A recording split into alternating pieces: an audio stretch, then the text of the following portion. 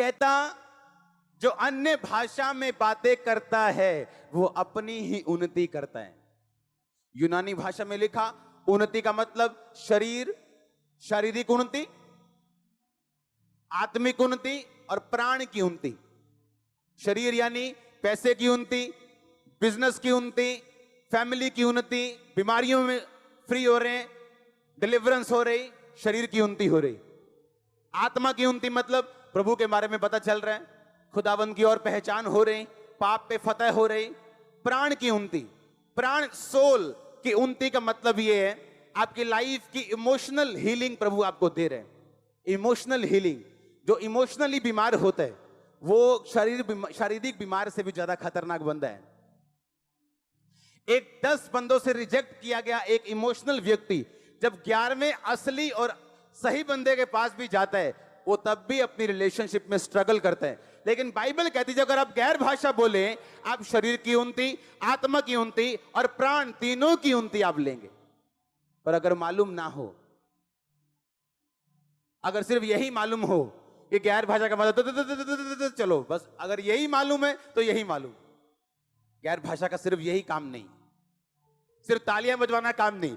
तालियां बजना तो एक उसका सिम्टम है, उसका एक लक्षण है। सामर्थ्य आप पे आती, कहता उन्नति होगी तेरी, किसकी? शरीर की। बीमारियां जाएंगी। आज मैंने एंजल को शाम को जब मैं प्रेयर कर रहा था ब्लड साफ करते देखा। आप लोगों का ब्लड, आपका ब्लड साफ करते देखा मैंने।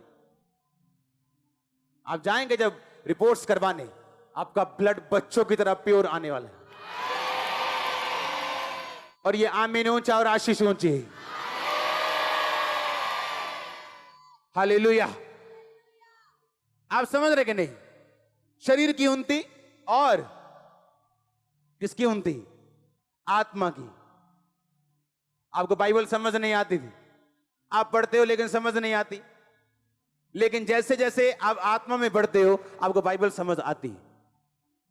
लेकिन जो गैर भाषा बोलेगा वो शरीर की उन्नति लेगा, आत्मा की उन्नति लेगा और प्राण की उन्नति लेगा।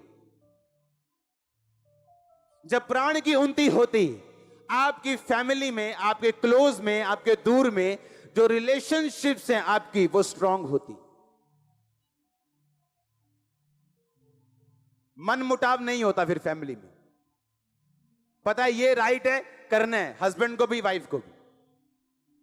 पर जहां आत्मा की गैर भाषा नहीं है, वचन की नॉलेज नहीं है, वहां पे लड़ाइयां होंगी। हस्बैंड बोलेगा ये लड़ती है, वाइफ बोलेगी ये पीते हैं। लेकिन अगर ये बात आपको मालूम नहीं कि गैर भाषा बोलने से क्या हो सकता है, तो ये आपकी गलती है। और पौलुस ने नहीं कहा कि खुदा से मांगो और वो तुम्हें आत्मा की भरपूरी देगा। कहता पवित्र आत्मा से तुम भरपूर होते जाओ। उसने ये नहीं कहा तुम मांगो, कहता होते जाओ। खोना कैसे? कहता स्पीकिंग टू योरसेल्फ, अपने आप से। कहता बात कर। जब तू अपने आप से बात करे तो बाइबल के बीच से बात कर। अपने सिम्टम्स नहीं देखने। हाय मेरी लत सोई जाती है, मम्मा जी करियो प्रेयर। मेरी भाई बोले क्या बोल रही तू? अगर तू मुंह से बोली जाएगी मेरी लत सुन, मेरी बांह सुन, तेनू खुदा भी तेरे सुनने पर हटा नहीं सकता। जो गरीब है बोले मैं अमीर हूं, जिसकी टांग सुन है बोले उसके कोड़े खाने से। उसने सिम्टम नहीं देखना, उसने वो बोलना है जो बाइबल कहती है। मैंने क्रिश्चियन लोग देखे 40 साल तक प्रेयर लाइन में खड़े हैं, दुष्ट आत्मा नहीं जा रही। शेम आनी चाहिए, शर्म आनी चाहिए, शर्म। क्रिश्चियन बंदा दुष्ट आत्मा की डिलीवरेंस के लिए खड़ा है। आपके अंदर इतनी पावर है, आप अपने मुंह से शैतान को शर्मिंदा करके सारी उम्र बिना खेले शैतान पे फतह पाके जी सकते हो, सिर्फ अपने मुंह से। प्रेयर की जरूरत नहीं, नहीं जरूरत। मेरे वर्ड्स लो, प्रेयर की जरूरत नहीं। बाइबल कहती है मैंने तुम्हें सांपों और बिच्छुओं को रौंदने का पूरा अधिकार दिया। किसी वस्तु से तुम्हें कुछ हानि नहीं होगी। लेकिन तुम कहते हो नहीं जी, शैतान था 40 साल तो मेरे पीछे, एक ही में जा सकता है। मैं तो ना ये गाटी पाई है पूरी, मैं तो जान ही नहीं देना इनू।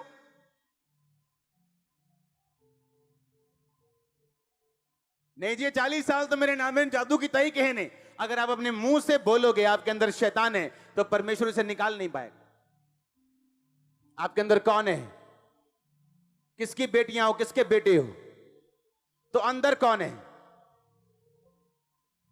अगर जिस कुर्सी पे शैतान बैठा है, परमेश्वर कैसे बैठ सकता है? अगर आपने खुदावंद को कबूल कर लिया, तो आप किसके बेटे बेटियां हो? तो यीशु मसीह का बेटा और बेटी, उसके अंदर कौन होगा? शैतान। शैतान होगा। या तो आप फिर बेटे बेटियां नहीं हो।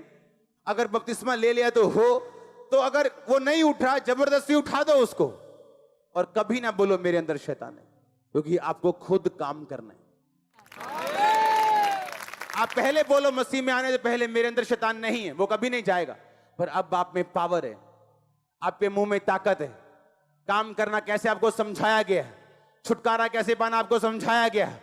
यीशु मसीह ने क्रूस से बोला सब कुछ पूरा हुआ, होगा नहीं, हुआ। तेरी मुक्ति का काम हो गया, छुटकारे का काम हो गया, चंगाई का काम हो गया, बरकत का काम हो गया, सब कुछ पूरा हुआ। अब तू स्वीकार करेगा, पूरे हुए कामों पे विश्वास करेगा, तू पाएगा।